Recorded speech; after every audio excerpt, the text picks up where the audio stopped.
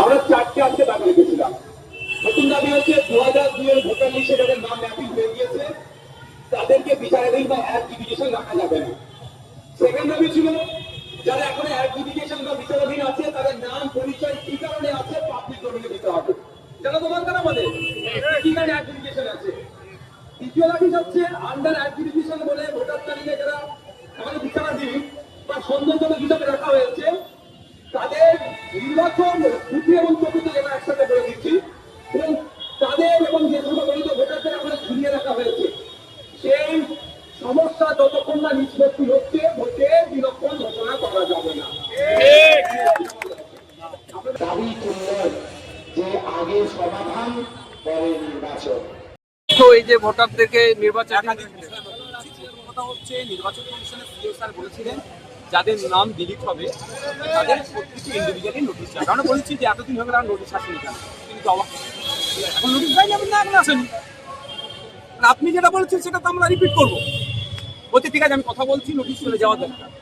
কারণ নোটিশটা কি কারণে ডিলিট হয়েছে সেটাকে চ্যালেঞ্জ করা যেতে পারে ডিওর কাছে, তারপরে সিওর কাছে একটা। দ্বিতীয় কথা আমরা বলছি যে আমাদের যেটা দাবি যে 60 লক্ষ অ্যাডজুডিকেশন আছে, মানুষ কি আতঙ্কিত ওই জায়গাতে ভোট দিতে পারবো কি পারবো না। এবার যদি ভোট দিতে না পারি আগামী দিনে কি আমাদের নাগরিকত্ব নিয়ে এরকম ট্রান্সফার হবে। ফলে এই আতঙ্ক মুক্তের জন্য সর্বপ্রথম দাবি আমি তুলেছিলাম পশ্চিমবাংলায় 28 তারিখের পরে, যে যতক্ষণ না পর্যন্ত এই 60 লক্ষ অ্যাডজুডিকেশন নিষ্পত্তি হচ্ছে ভোট ঘোষণা করা যাবে না। আজকে এটা বলেছে এখানে, তিনি বলেছেন 9 তারিখের আশপাশে ফুল বেঞ্চ আসছে নির্বাচন কমিশনের, সেখানে আমরা তো সেখানে যারা রেকগনাইজ পলিটিক্যাল পার্টি আছে তারা থাকতে পারবে। পশ্চিমবাংলায় এই ধরনের 8টা পার্টি আছে, তো তারা থাকবে, সেখানে আপনারা দাবি রাখতে পারেন। আমি বললাম তো আমরা তো আমাদের রেজিস্টার্ড পার্টি কিন্তু আনরিকগনাইজ। তারপরে বললো যে আপনারা ডেট চাইবেন, যদি সুযোগ দেয় সেটা আমরা জিনিসটা চাইবো। কিন্তু আমি চাইবো মিডিয়ার মাধ্যমে যারা রেজিস্টার্ড রেকগনাইজ পলিটিক্যাল পার্টি আছেন যে 9 তারিখে আপনারা যখন 9 তারিখ বা সিও চিফ আপনার নির্বাচন কমিশনের যিনি টপে আছেন তার সাথে যখন বসবেন আপনারা এই দাবিটা রাখবেন যতদিন না পর্যন্ত এই 60 লক্ষ অ্যাডজুডিকেশনের মামলা নিষ্পত্তি হচ্ছে আপনারা ভোট ঘোষণা করবেন না। ভাইজান এসআইআর যখন শুরু হয়েছিল আপনি বলেছিলেন ভয়ের কিছু কারণে আতঙ্কিত হবেন না, শব্দটা ঠিক করবেন। তো সেই জায়গা থেকে আজকেও বলছি আতঙ্কিত হবেন না। এবার প্রশ্ন করুন। সেই জায়গা থেকে যে নির্বাচন কমিশনের নিরপেক্ষভাবে একটা ভোট প্রচারের বা এসআইআর করাতে বিশ্বাস ছিল, সেই বিশ্বাসটা কোথাও গিয়ে ভেঙে গেছে। আমি তো অন ক্যামেরা বলছি বিজেপি আর তৃণমূল মিলে নির্বাচন কমিশনকে সামনে রেখে ভোট ধরার কল করছে, ক্যামেরায় বলছি তো। কারণ সুপ্রিম কোর্ট অর্ডার দিয়েছে কার ভোট ডিলিট হবে কার ভোট থাকবে এটা ডিসাইড করবে কারা, ইয়ারোরা এই ইয়ারোরা। তাহলে আমাদের এখানে তপন সর্দার এখানেই আছে আমাদের অশোকনগরে, ওর নামটা কি গো,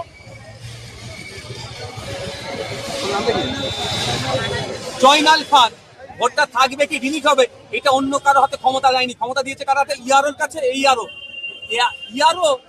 ইয়ারো কোন কার কর্মচারী, রাজ্য সরকারের কর্মচারী।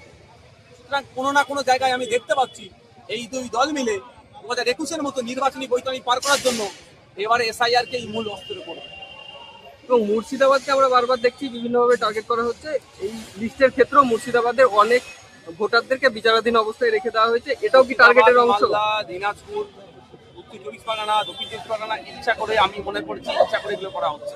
সেই জন্যই তো আমাদের দাবি এটা, ভোট ঘোষণা আগে সমাধান পরে ভোট। এই দাবিটা আগে সমাধান পরে ভোট। গণতন্ত্রের উৎসব উদযাপন করবেন আপনি, আমি বাকি থাকবো, এটা হবে না। আমি গণতন্ত্রের উৎসব উদযাপন করবো, আপনি উদযাপন করতে পারবেন, এটা হতে পারে না। সুতরাং গণতন্ত্রের উৎসব আপনি আমি একসাথে উদযাপন করবো, তপনও করবে জয়নালও করবে।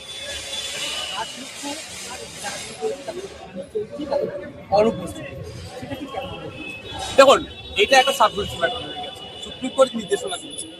এই ইতিপূর্বে লজিক্যাল ডিসক্রিপেন্সির সময় তারা সমস্ত ডকুমেন্টস জমা করেছে, সেইটা ভেরিফাই করার জন্য এখন জাজিসরা হয়তো জানি না আগামী দিনে এটা হতে পারে। আপনার প্রশ্ন করে আমি বলছি হয়তো আবার ফিজিক্যাল অ্যাপিয়ার হতে পারবে, এটা বলতে পারছি না। সব প্রশ্ন হয়তো ফিজিক্যাল অ্যাপিয়ার হতে পারে, করতে পারে। এখন পর্যন্ত ডকুমেন্টস দিয়েছে, ডকুমেন্টসের রিসিপ্ট আমার কাছে আছে, তার ভিত্তিতে হবে। আর আর্টিকেল 326 কেউ এড়ে নিতে পারবে না।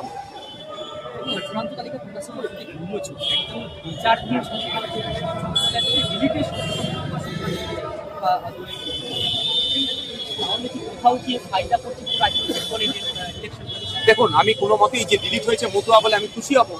বিচারাধীন মুসলিম সম্প্রদায় বেশি বলে আমার কষ্ট বেদনা নাই, দুটো ক্ষেত্রে আমি ব্যর্থ।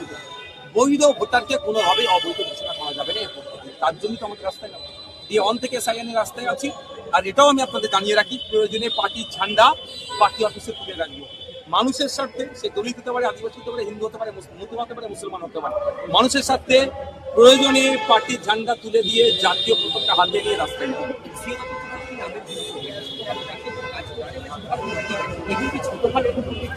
ব্যর্থতা স্বীকার করছে না, এড়িয়ে যাওয়ার চেষ্টা করছে।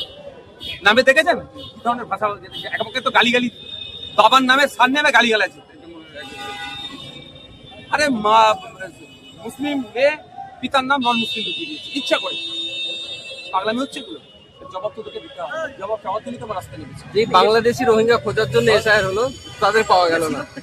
ঘোড়ার ডিমের কথা শুভেন্দু বাবু সম্পূর্ণ অসত্য কথা বলছে। দরকার এখন শুভেন্দু বাবুকে ধরে জেলের মধ্যে রাখা রাজ্য সরকারের। রাজ্য সরকার রাখছে না কেন সেটাই প্রশ্ন। 1.5 কোটি রোহিঙ্গা আছে, মানে পশ্চিমবাংলার মানুষকে রোহিঙ্গা বলে দেখে দিতে চাইছে। পশ্চিমবাংলা সরকারের প্রধানকে মমতা ব্যানার্জি, তার উচিত কি হবে? যেখানে সুপ্রিম কোর্টে ভারত সরকার বলছে 40,000-এর একটু বেশি রোহিঙ্গা সারা ভারতবর্ষে আছে, পশ্চিমবাংলা 1.5 কোটি কোথায় পাবে?